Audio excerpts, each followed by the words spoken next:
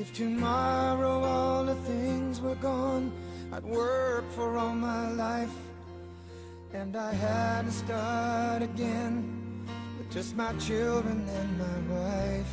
I thank my lucky stars to be living here today, 'cause the flag still stands for freedom, and they can't take that away.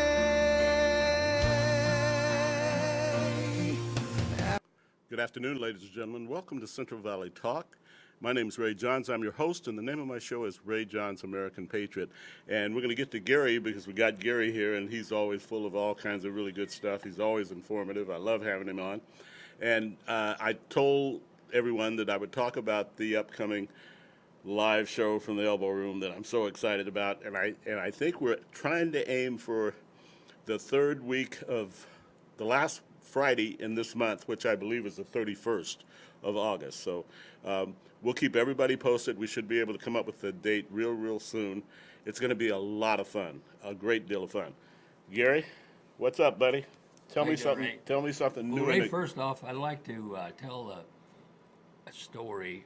In a sense, it's a sad story. I had this past Saturday a childhood friend that I've known all my life from childhood that lived across the river. There's a river that, and on one side would be the north side, that'd be Layton and Riverdale and Fresno County. On the other side is the Island District, Kings County, Hanford, and Lemoore. Well, this friend of mine, as way of the crow, lived directly north of our house when I was growing up. Anyway, he was killed tragically this Saturday, and his name was Joe Avila, along with Billy Siegel, who was a former Lemoore mayor. And there was one other one killed. He was 32 years old, and I didn't know him. Killed in an accident? In an accident. There was 5 killed in the accident. And he was coming back. They were coming back from Reno to a golf tournament.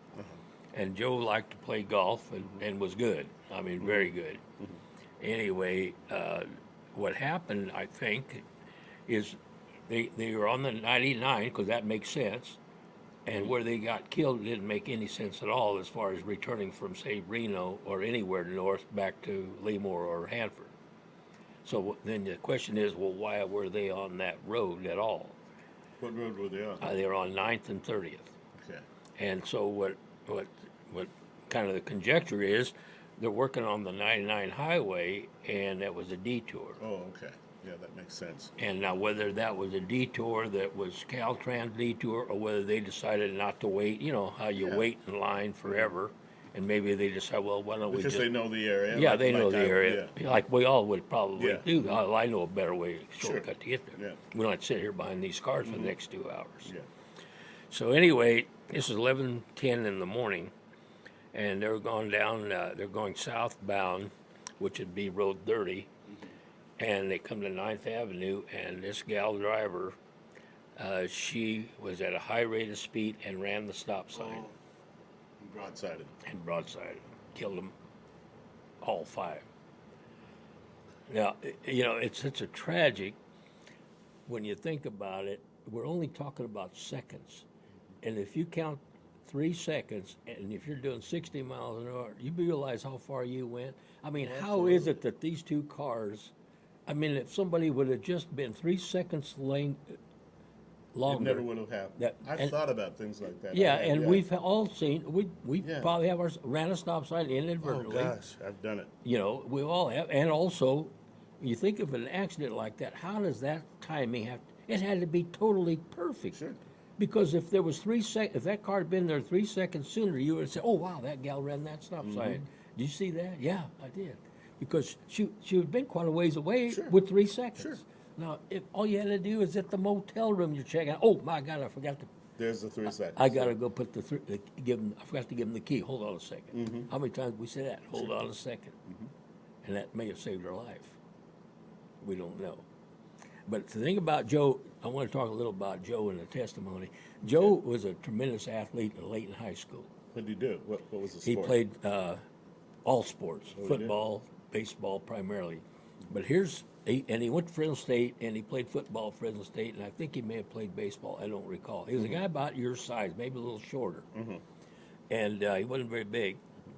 Anyway, one of the things interesting, Joe is in, and this was in 2010. He's in Ohio, the National Hall of Fame for softball. Oh my God! Think about that. Yeah, well, you got to be good to be in that. You got to be good to be in that, so right? many softball leagues and teams. Right, all over, especially in the South and so forth. And he's in the Hall of Fame in Ohio.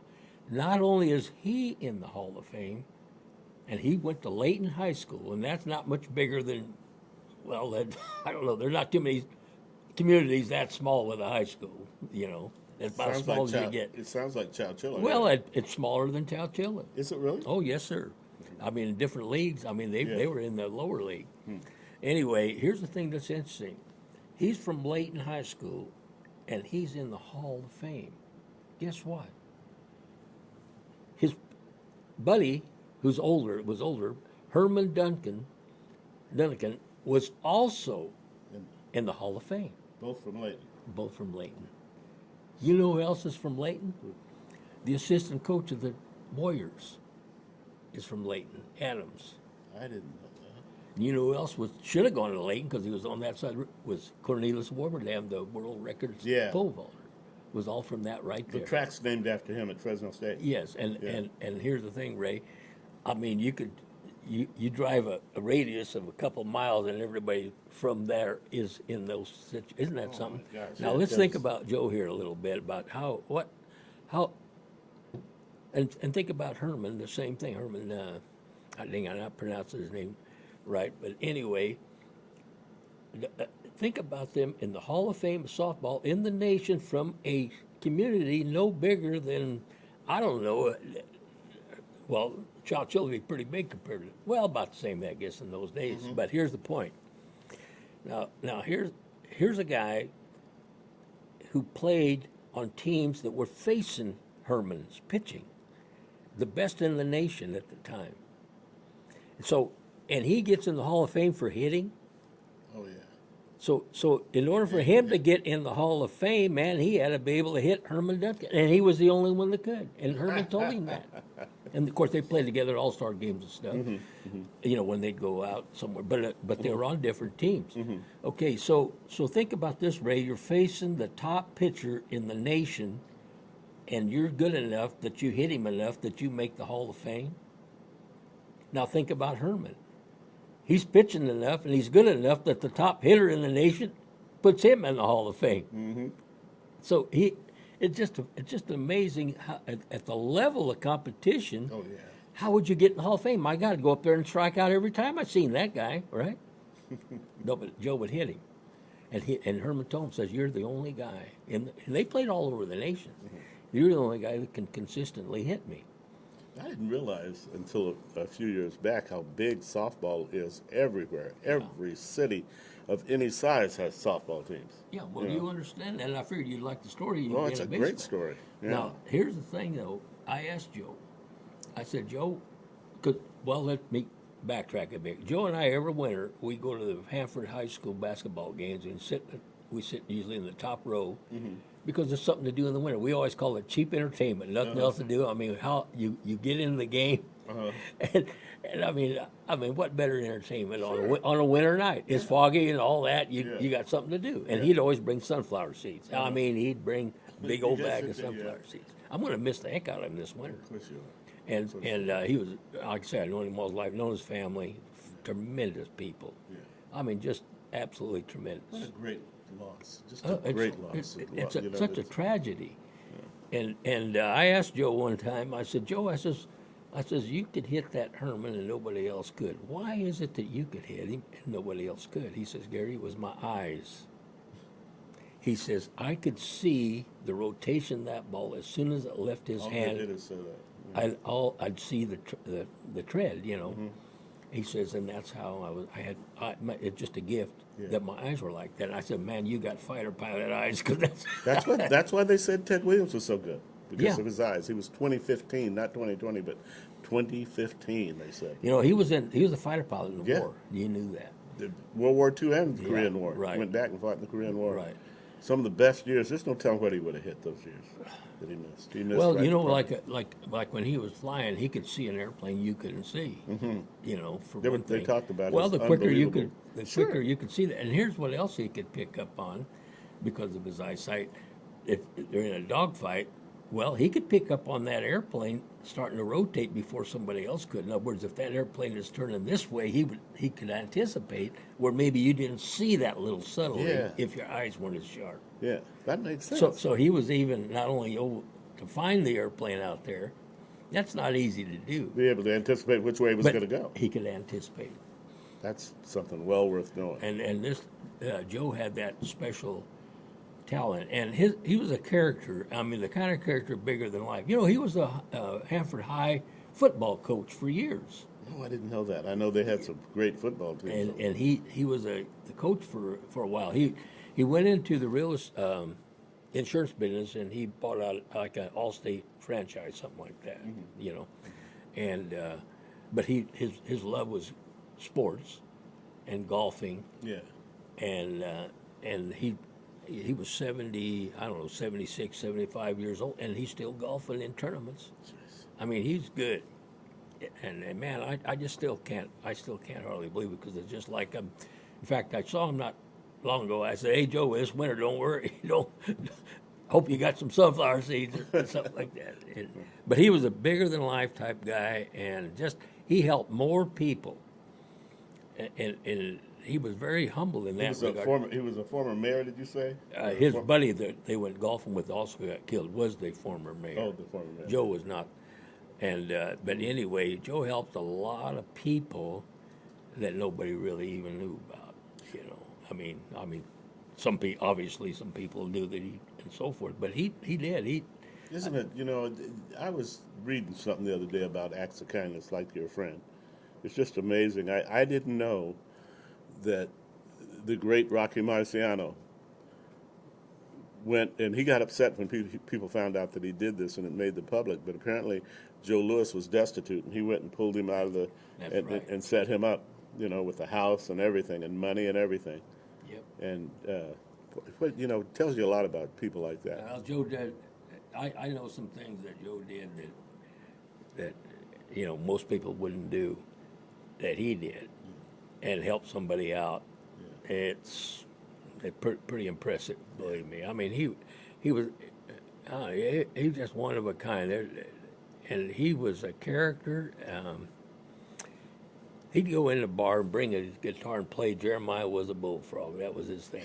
Now he didn't. I never did see Joe drunk. Mm-hmm. He wasn't a bar drinker. He was a bar singer with his guitar. And people would have a birthday party and stuff, and ask him to come out and play, you know, and he'd do that kind of stuff. He does sound like a character. Oh, and then he helped a lot of kids, you know, being a coach and having that, you know, that kind of thinking. Mm-hmm. So anyway, Ray, I wanted to. I'm glad you did. I think it's great, man. I'm very, very sorry for the loss of your friend. I still can't get over the fact that happened like that, and it has happened to Joe, and I just can't. It's hard to believe it. And boy, believe me, I'm not the only one. I have 4 best friends, 4, and they are all very, very dear to me. And we've known each other since kindergarten. You know, there's like 5 of us. So, oh my gosh, I'd be totally devastated. Absolutely. Especially like that. I mean, come on, seconds. Yeah. And I've thought about that. How? Yeah. 9th and 30th, and this gal, if she would have just stopped and fed her dog first. Yeah. And how many times do we all miss things we don't know about? I've turned around a lot of times. It's almost like we sit there and say, "Man, we're just hanging on by fate." Period. You know. And I know, like I don't know. There's so many things like that happen that you dodge a bullet. Mm-hmm. And but like Joe and I would go to this basketball tournaments every year here in Fresno. You know, with the Valley Champion. Oh yeah. That was kind of our gig, is go to that and watch that. And so that was, I wanted to talk about that. Another thing, Ray, I wanted to talk about was the forest fires. Okay, yeah, let's talk about that. I've got some people that were asking me at the gym this morning about it. Really? Because for some reason today it was very pronounced, more so than anything. You could smell it. You could, of course, it made your eyes burn. Right. And mine are real sensitive. I just had another procedure, so I've got to be real careful. Oh, really? Yeah. Well, Let's talk about that, though. yeah, I want to bring up a side of it, a thought of it, and a food for thought. Okay. On the forest fire. And when I was a kid growing up, we used to go to the Sierras quite a bit in the summer and, fish. We'd get our work done and get all that done. My dad would say, hey, let's go up and go fishing. And we'd load up the pickup with sleeping bags and stuff and spend the night and get back the next day, right? Mm-hmm. I always went in there and it always smelled so good and so fresh and so cool when it was so hot here, right? Well, I mean, especially that smell, you know? Yeah, I love that forestry smell. That forestry. So anyway, our neighbor, that's interesting in this little area how many athletes have come out of there. Mm-hmm.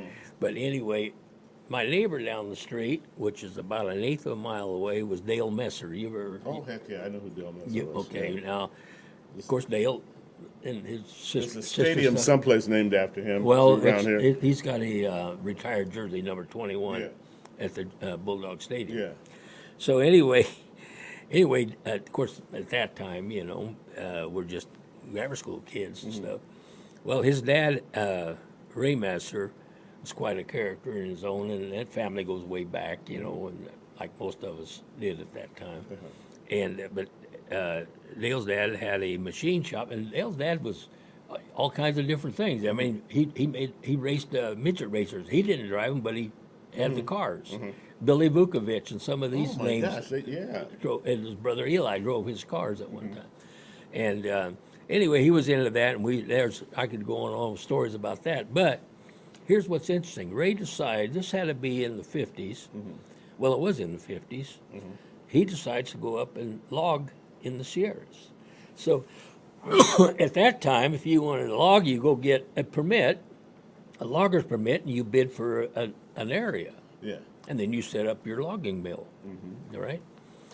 Well, there was a number of them up there. Brett's Mill, which I happen to know them people too back then.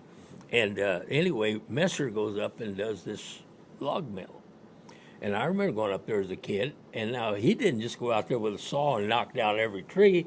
It was marked by the forestry what trees to take out. Yeah. Now, here's what they were doing. What they were doing was marking the trees that were maybe a little diseased or something about them that they needed to be taken out. And they would take those trees out. The beetle, for instance. Yeah. And maybe there's nothing wrong with the wood. It's just this tree's going to die. Yeah. And so rather than do that, let's just log the tree out. Makes all the sense in the world. Okay, from a government standpoint, what's happening is now look what he's creating instead of the government having to pay. He's paying the government, right? And plus all the employment and so forth with that. So let's just get back to that. Now there's hundreds of these guys like Ray Messer logging the forest. What are they doing? They're getting rid of what needs to be getting rid of so that there's no forest fires. I don't recall ever going up there ever with a forest fire. I do remember them saying, if you go in the woods, you had to take a shovel in the trunk of your car in case there was a forest fire. Yeah. That was kind of yeah. So you could they'd commandeer you and you go be able to fight the forest fire. I've never seen a forest fire, and so anyhow, my point being is that this was being taken care of in a practical, logical, common sense manner. Absolutely. It makes sense. And the forest remained fresh, and the diseased trees or whatever was automatically taken out. Yeah. So there was no problem of a dead, dry tree, okay? I went up the Sierras here a while back, went to Wishon, and it was acres and acres of dead trees, and you can't smell the old forest. No. You've seen that, right? Yeah. So why did that happen? It's because the do-gooders, or the tree huggers, or whatever you want to call it, libtard, come up with the idea that, no, we got to let nature. So they eliminated logging. They eliminated the Ray Messers of the world. Now think about what that part was. of the EPA, you know it is. Well, it's part of the insanity that you find lack of common sense. Unbelievable. of anything. Can you imagine our force being run by a bunch of lunatics? What all they have to do? I've seen what you've seen, and you're right. I've seen that, and it's just acres and acres of dead trees laying on the ground. Yeah. Trees that could be used for a lot of things. Well, they could have been harvested, and the other trees would not have been as diseased. Exactly. Because you don't have that sick tree infecting all the others. Yeah. It's out of there. The guy was telling me, I always wanted to move to Mariposa because they had the big, huge trees, and they're dying. The trees are dying. I didn't know that. Well, but think about how that was being taken care of in a very common sense, Exactly logical the way you manner. said. Yeah. And did you notice the trees that cut? No, it was a tree here and a tree over there and a tree here and a tree there, and they're gone. But look at the trees that are remaining. Man, yeah. You see, and it was fresh and smelled great, and you had You're right. When's the last time you got a chance to smell the ocean? Smell the forest. Yeah. Well, Ray, think about the common sense that all made until the 60s, when the hippies started coming in and the do-gooders and the tree huggers and all that cockamamie that comes out of nothing. It can't come out of any logic. It has to come out of a libtard. I mean, come on. How else can you? I couldn't even think of that. I mean, could you think of saying, well, wait a minute, we're going to let this forest just all get diseased and die? Well, and then we're going to wonder about forest fires. Mooney Brown the other day, show you how disconnect people like that are. You know what he blamed the forest fires on? Oh, gosh, I can imagine. What? Global warming. How? It doesn't make any sense. No, of course not. But see, it makes sense to him. Why? Yeah. Because he's got something wrong with him. Yeah. I say it's something wrong with him. Mm-hmm. Well, is that because he doesn't agree with you? You think there's something wrong with him? Well, I think in this case there's something wrong with him. Hey, it's the bottom line. There's something wrong with it. Hey, we're going to take a little break here, Gary, and we'll be back. We're going to be back with Gary. This is going to be fun. Gary's loaded with stuff, I can tell. So we'll be back in just a few minutes. We'll be right back.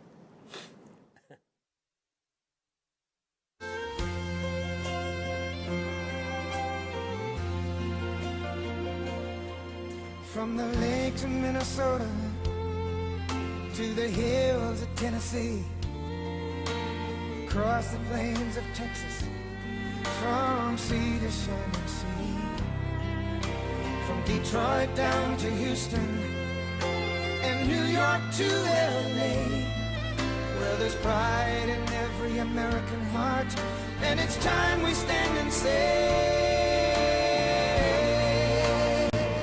Okay, I'm back and back with Gary. Gary, what are we going to talk about? Well, let's talk about what this week in those Trump rallies. Oh, okay. Man, I've watched 2 Trump rallies. They get better all the time. And they get better all the time. Get better all the time. There's more to come out of it. Let me tell you what I watched that really made me feel great. Okay. Watching one of his rallies makes you feel great. Mm-hmm. You realize he's not the one even running for office. And look at the crowds that come out there. Just to see him. It's just unbelievable. Just to see him. That's bigger than any entertainer. I don't know anyone that's ever been this charismatic in any phase of entertainment or anything. And you feel it, and you feel good about it. It makes you feel good about it.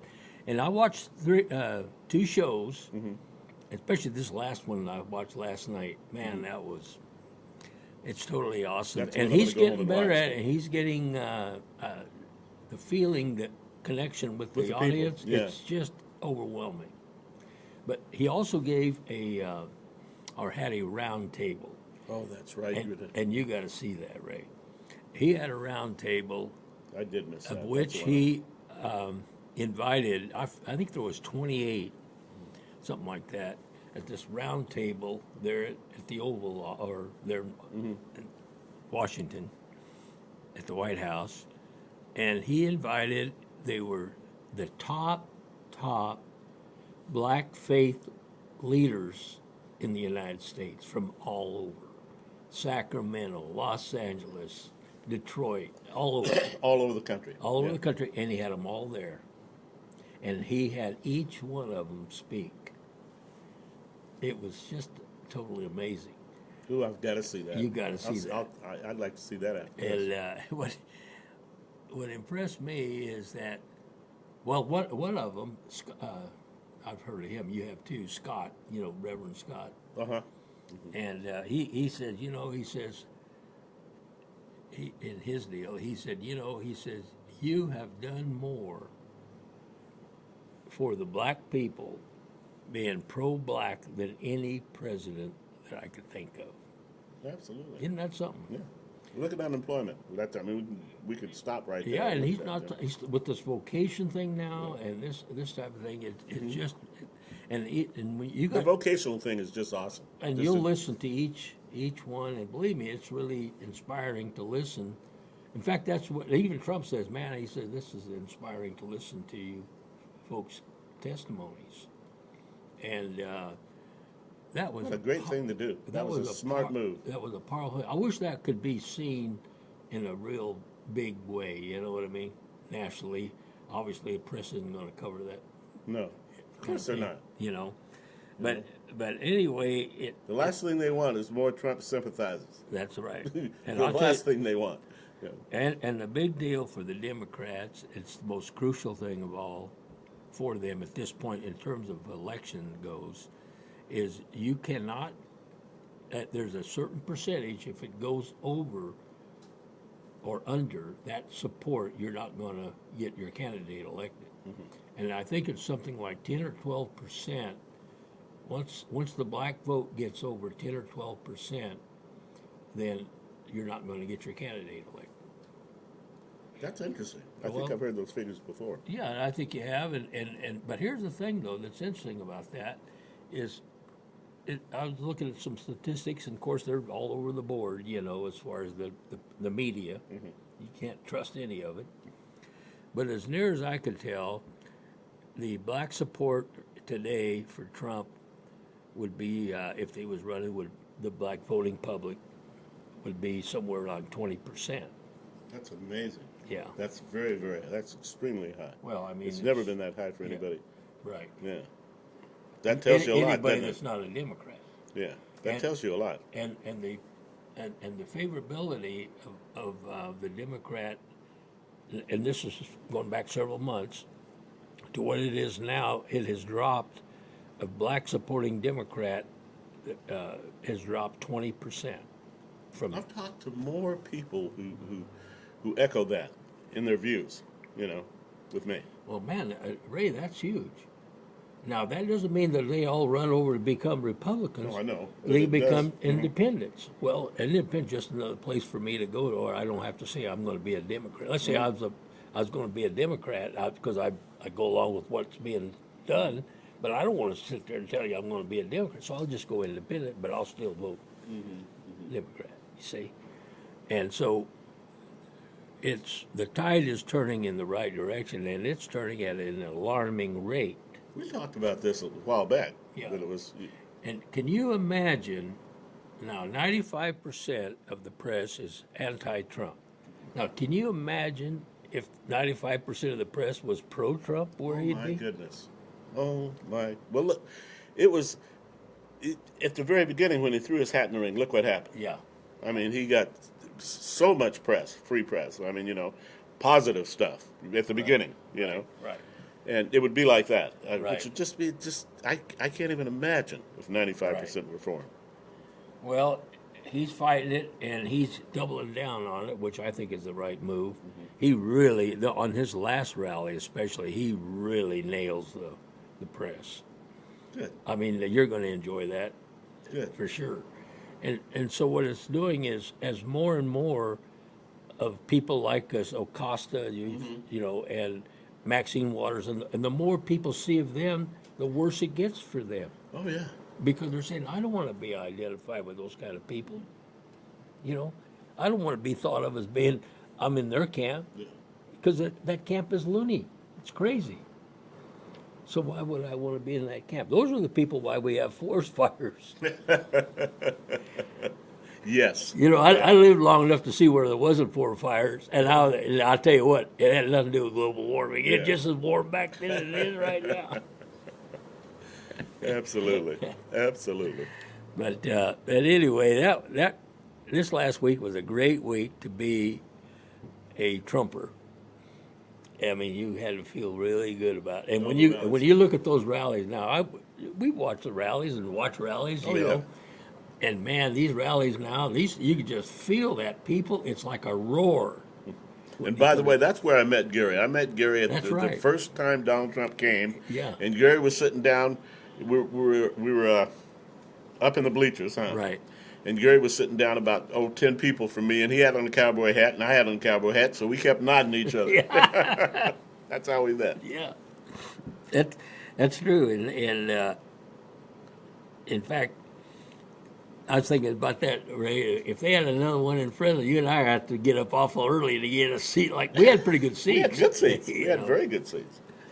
But anyway, what's happening is Trump's doubling down on the press, and the more that press is kept in focus like that, the worse it is for them. Absolutely. You know, and that people become more and more told often enough, and you could just feel in the crowd. Now, there's a human connection there that's kind of interesting that's happening with Trump. In fact, he himself is surprised by it. He's surprised by the love he's getting from the audience, the connection. Yeah. And the more that you see that he realizes this is what's happening, the more calmer he becomes, the more personal he becomes, to the point to where you start feeling like, my God, if you stand right there, I already know, I know this guy. He knows me, because we're on the same wavelength. Isn't that something? I'll tell you. Well, people are starting to realize. You know, we say that all the time, but it's happening more and more. Right. You know. And as the time goes on and he gets these programs that are necessary, he's not going to give up on these programs that it's necessary. For instance, I'll use an example of the wall. Yeah. You know, he is actually, in his group, I should say, they're working with that president who's the outright communist socialist president there in Mexico. Yeah. But you see, they're working right now. We'll see what comes up with that. And I wouldn't be surprised if they don't sign an agreement tonight, because they're meeting right now. Oh, that's right. We're talking about trade agreement. Yeah. I could just That could be the headlines for tomorrow. I could just see that Mexican president all of a sudden, after signing that, which is going to be favorable to them and favorable for the U.S., Mexico and the U.S. Yeah. It'll be favorable. But I could just see, it's got to be good for both of us, or they're not going to sign it, right? But the Mexican president wants to sign. He wants it. He wants to sign it. You know, he wants to sign an agreement. He's not standing over there. He's kind of impressing me right now for being a communist. You know. Well, he's thinking about his country. That's it. You know, and that's what Trump pointed out. He says he is thinking about the Mexican people first. He's not thinking about the cartels first, and that's the difference. Yeah. Can you imagine that progress that would be for them and for us? And for us, yeah. Yeah. I could see that Mexican president say, "Oh, and by the way, Donald, excuse me, Mr. President, yeah, next week you got a check coming for that wall." Would you love to hear that? Because he understands that it's necessary that they have to solve this cartel drug issue. He has to do that for his own country. Sure He cannot have that country being run by cartels. No, and that's exactly what happens. And so, it has been for a while. And so far, from what I've tried to read about it, and there again, we'll see down the road, but so far, he is the Mexican people first. And so him and Trump got a lot in common with that alone, without anything else. That's because Trump's America first. If they get rid of the cartel down there, that country will prosper. Well, and it's going to take some. It's going to take a lot. I mean, my God, because here's the thing now. It's not just the cartel is involved with Mexico. It's all over the world. Yeah. That they have people that are benefiting from the Mexican cartels. Yes. I'm talking about people from the Mideast. Sure. People anywhere. Okay, now think about this, Ray. Our own Congress and senators, there are senators and Congress that are benefiting from the human trafficking and the cartel. Absolutely, I believe that. You believe that? Yeah, absolutely. Absolutely. Otherwise, why else are they so adamant about preventing a wall? I mean, come on, that doesn't make sense. It makes all the sense in the world. You put up a wall and stop the flow from going back and forth. Now, why would you be against it? Well, you got to be against it because you're benefiting from it. And that's an issue that we have, and that's part of the problem with what we have with the, I call them the establishment elite, unit party, whatever you want to call it. I mean, the billionaires that actually run things, run Congress, run Senate, they're benefiting. Of course they are. Because of the trafficking that's going on. I didn't realize the human trafficking was as severe as it is. Ray, it is total, I mean, it's not a disgrace. I mean, it is a sad deal. I have heard. I mean, I had no idea it was as pervasive as it is. And so, and there's people that are in Congress and Senate that are benefiting by that. And that's their campaign and benefiting by the drug trafficking. Both Republicans and Democrats. That's the kind of stuff that has to be stopped. Well, and so, how do you stop it? That's not an easy deal. These people are so entrenched, and there's so much money involved. Well, sure. And we're talking about, well, you look at Venezuela as an example. It's not the president, but it's the next guy. He's originally from the Mideast, and they're involved in a huge drug trafficking, Venezuela. Wow. The leaders of Venezuela. And it goes all the way back to the Mideast. I mean, you take those countries, Iraq, Saudi Arabia, you just name any country down there. Are they involved? Yeah, they're involved. Yeah. And so it's not an easy task, but there again, I got to thinking there. I said, I could just see that Mexican president, they signed this trade deal, and that's a bilateral deal. Canada is screwing themselves, and they signed this. Oh, by the way, Mr. President, next week you'll get a check. Go ahead and build that wall. Because he always said Mexico's going to pay for it. Actually, he could write that check, and the benefit that he's going to get will pay that check many times over. Oh, absolutely will. And so anyhow, that's, you got to really, don't you really have to wonder why is it that people would be object to a wall that's when we have drugs and crime in our cities? Look at these. Well, like you said, I mean, it's pretty obvious. Wouldn't you want that to be eliminated? Of course you would. Well, unless. And that's the unless with capital letters, So it's going to be interesting, at least on this agreement between the U.S. and Mexico, and it may be a while, but anyway, that's going to be very important to both the Mexican people and the American people. And I guarantee you that it just amazes me what he does. I mean, it does. He's doing absolutely everything he said he was doing. Right. Going to do in due time. More, and more. Yeah, he's like I said, man, you're filling promises you didn't promise. Mm-hmm. But I could see this is going to turn out to be okay as far as this agreement. It's going to be ultimately end up between Mexico and the United States, and it's going to benefit both countries on the long run. It may not on the short run. After all, when you're used to doing a certain thing, then you have to change it. That takes a little bit. Sure it does. But it's got to be done, and I don't know. It remains to be seen, of course. But I was really anti that socialist communist president for Mexico. But he might be the right person at the right time. I mean, look at China. There you go. And we're dealing with them. Yeah. Look at Russia. Yeah. And we're dealing with them. Yeah. Look at North Korea. How many bombs and rockets and missiles have been dealing with them. And we're dealing with them. Why can't we deal with Mexico? Yeah. I think we can. I'm sure. And I think we will. Yeah. And that's exciting. Yeah, it is exciting. Because that's right this here. This whole thing is exciting. Because that's right here. It affects right here at home. It affects all of us. Yeah.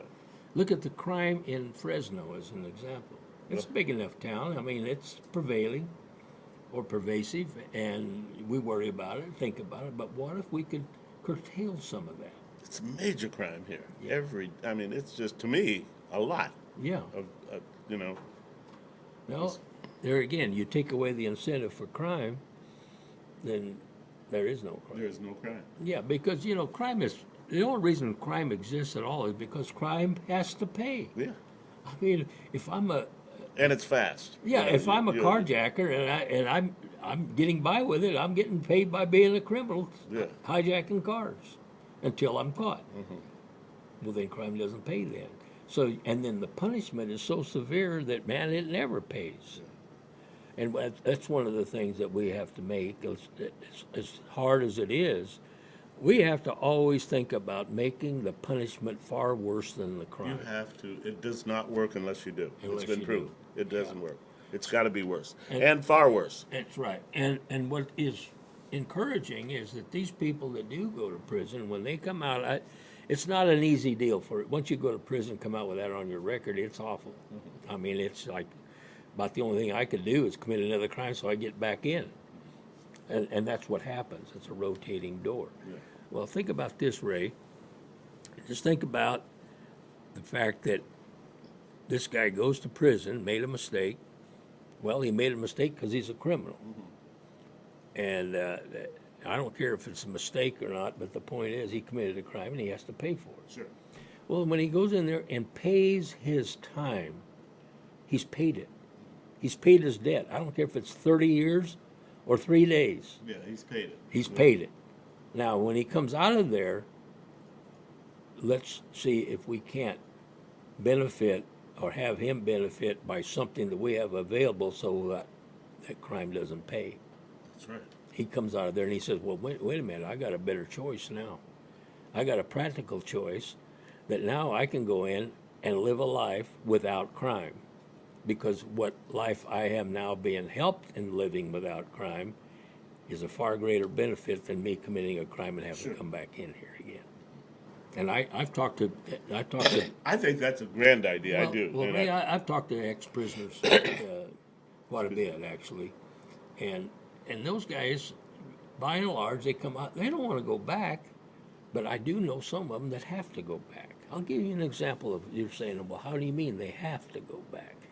Guy, this is one prisoner I was talking about, and he has to be an example of so many. He has a bunch of kids. 7 or 8 kids. He comes out. He has 7 or 8 kids. Yeah, he's in his 40s, and he said, and of course they're all on welfare. Of course. And he comes out of prison. He says, now I can't get a job because I'm a felon.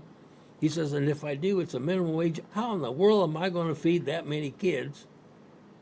On minimum wage. On a minimum wage. He says, my only choice is I go back to prison so that this is taken care of. So he goes back to prison. And I've seen them commit what puts them back into prison. Oh, my gosh, I heard that. And I said, well, why in the world, after you've been through all this, you've done that, you only got one more day? He says, yep, but he says, I got no choice. And he'll get, and sure as hell, here comes the cops, puts him back in prison again. Well, that's going to change with this program. He's now going to get out. And you know, these people, when they get out and get this vocational, Workforce America, you know, they get paid. Yes, during their training. And then their training, and I mean, it isn't too shabby. Yeah. And it isn't long before they've elevated themselves, because now what do they have? They have a skill. Now, you're going to argue and say, well, wait a minute, how about academics? They have academics in that program. You'll spend 1 or 2 days a week in strictly academics, so that you do learn how to write properly and read properly and arithmetic. That's practical for what you're doing. Now, we're talking about jobs. We're not talking about just necessarily always what we consider a blue-collar job. We're talking about technician jobs. Sure. Where you could learn. We talked about that earlier. Yeah, and you could learn a skill in the tech world. You could learn a skill in a number of jobs that are related to what we normally would call white collar. You could do that in that program. It's not everybody coming out and be a pipe fitter. Yeah. You follow them? Sure. And this is where these people now have what? Inspiration, and they have the most important ingredient of all. And that's what's needed in all these communities. They have hope. Think of the difference between having hope and having no hope. Yeah. It's not equal. You know what I mean? It's all the difference in the world. In fact, the story you told me that, and told us all here, about that lady that said, "Well, just no hope." Now she has hope. Now she has hope. I love that story. I love Oh, that that's she a great did. story. Yeah, I'm I glad love you, it. man, I'm so glad you told that. But anyway, Ray, I'm pretty optimistic about that, and I watch these shows. All you got to do is watch I the can't Trump wait to see rally. the round table. Yeah. I'm going to look at that tonight. Yeah. I knew it was on. I was busy doing other things and forgot all about it at Right. the time. And Trump's going to have another rally tomorrow, and it's getting to where people just watch him. They don't want to miss him because you feel. I talked to a guy just on the way in. I was on the phone with. He says, "Man, don't you just love those Trump rallies? Boy, every time that finish, I feel so good." He said. But you feel sad for the people that aren't able to participate in probably one of the most important times in American history Absolutely. right now, Yeah. and not feel that you're part of it by your own decision. That's what we said weeks ago. I mean, it's like watching a movie. We're all a part of all this stuff that's Right. happening. Yeah. Can I you- love it. Can you imagine how depressing that must? Well, that's why these people are Looney Tunes, because they're so depressed and so miserable and angry and hateful. Like a guy told me today, he says, "Can you imagine every day living your life hateful, miserable, and angry, Mad all the time. My goodness. mad all the time?" You got to feel, in a way, you got to feel sorry for some of those libtards. Well, But if they haven't got sense enough to figure it out, I guess they never will. you know, we talked about, and we have a couple of times about the trend changing and how, and I've run into more people. Today I did, in fact, a gentleman who said, he said, "I've been a Democrat all my life." He said, "But I see changes happening." Really? Yeah, I was shocked, God, you run that every day. Of course, you run across people I don't. But Oh, yeah, a ton of them every day, especially at the gym. so it's encouraging that's what is happening, and I advise people, if you're on the edge or on the border or don't really think much, I encourage you to just start getting with it and watch it. If you don't have to go anywhere, just sit there in your home and watch a rally. That's it. Yeah, that's all you got to Everyone do. should watch a rally. Watch Yeah. one rally. Watch one rally, and if that doesn't make you feel good the next day, I mean, can you imagine the person that didn't watch they wake What a up the next day? welcoming. He's getting welcomings everywhere he goes. It's, Oh, and it just, and the crowd, when you look at the crowd's faces, because I watched every rally going back to when he was campaigning. yes. But you look at their faces today in the crowd. I Yeah, mean, you it's can different, huh? Oh, it's different. I mean, and you're thinking, man, that says whatever that is, I want a little bit of that. Absolutely. Absolutely. Make it contagious. Yeah. And I think that somebody that's on the fence, which we're getting a lot of those walk-away people, they're mentioning that exactly. Yeah. They're saying, hey, I walked away because I got sick and tired of being sick and tired and hateful and all that. He says, I walked away. He says, I feel so, that's what every one of them said. I feel so much better now. And see, that's happening. I mean, And it's like a trend. You can go on the internet, Ray, and there's testimony after testimony of old, young, black, brown, yellow, whatever. Everybody. And everybody, and it's all demographics and all up and down, and listen to their testimony, and you'll find a common thread. And the common thread is they feel happy. They feel liberated, and and I'm thinking, man, isn't that worth it? I've always said, and I keep saying it, can you possibly imagine if we were all on the same page, what tremendous strides we'd make in this country? Right. It'd be phenomenal. If you get a chance, go see that movie, Death of a Nation, by D'Souza. Oh, okay. Death of a Nation? Death of a Nation. It's kind of like the Hillary. Oh, okay. I saw Remember that. Hillary's America? Yeah. This is Death of a Nation. Yeah, we saw that. Yeah. And if you get a chance, it really gives you the background as to what the Democrats are is not what they think they are, or what I they know, think yeah. we're supposed to think they are. It's not that at all. Yeah. And it's pretty interesting when you find those who did support the kind of things they do, and then those that didn't throughout the world. I'll tell you what they're mostly closely aligned with is Hitler. I was surprised at that. Well, I've heard that before. Have you? Yeah. I can't think of his name, that, as I understand it, Hillary was an avid reader of his books. Gosh, I can't think of his name. Well, anyway, we're doing good as far as well. We kind of solve a few things. Then we get those forest fires under control. I know that like going back to Messers, and man, their family and our families, we lived down the road there, and well, their mother went to school with my mother, same class and everything. But anyway, I remember going up there as a kid, and then Ray had that sawmill. Man, that was nice. Oh, I bet it was. And beautiful. I went the other day, and I said, you know what? I don't know if I'm going to come back to Sears. And there's nothing to come back to. It was beautiful. I do remember, and you're right, and I've seen the aftermath, and it's awful. It's it really is. strictly management, and it's managing, putting people in a position that they don't have the clue what they're about. Well, there's so much insanity in that being run by liberals. It's like the Coastal Commission down in Solana Beach. My daughter's remodeling a house, and she was telling me, and I asked her about the permit. Now we're talking about everything's expensive in San Diego. Sure it is. And she says, well, the permit's been held up. And it was held up, and you're going to relate to this because this happens to you every day. And I says, well, what's holding that? She says, it was held up because my grandson, he wanted to put a basketball ring. You know how you got those basketball things now with a basketball ring? Mm-hmm. And it was too close to the fence or too close to the house. Ray, I remember when we'd sit there and put a basketball ring on the side of the house. Unbelievable. Unreal. Just another way to make money. Can you imagine that? And they were holding that, it's a multi-million-dollar project, and they're holding stuff like that up because of that basketball court and not notifying the people. Unreal. Unbelievable. Isn't that something over a basketball? I'm very aware of that kind of stuff. Why would who would even think of that? I'm sitting there looking at these plans, and I see this basketball thing. It's a portable thing. It's not. You're almost saying as if you don't have anything better to do and you're than this. I mean, how ridiculous is that? Oh my God! It looks like we've run out of time again, which always happens when Gary comes along.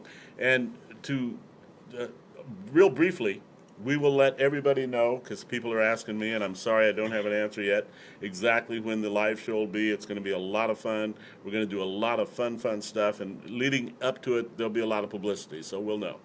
You'll know as soon as we know. And like I said every week, and first of all, let me ask Gary. Gary, can you come back next week? Yeah, let's do that. Okay, Gary's going to come back. We got one more forest fire yet to put out. Another forest fire to put out. Anyway, Gary's going to come back next week. And as I ask and request every single week, let's give our boys in blue, our law enforcement officers, a pat on the back and handshake and tell them how much we appreciate them, because we do. And they do things for us. They protect us, and they serve us greatly. So let's shake their hands and tell them how much we appreciate them. So until we meet joyously again next Friday at 3 o'clock, heaven's blessings. That I'm proud to be an American, where at least I know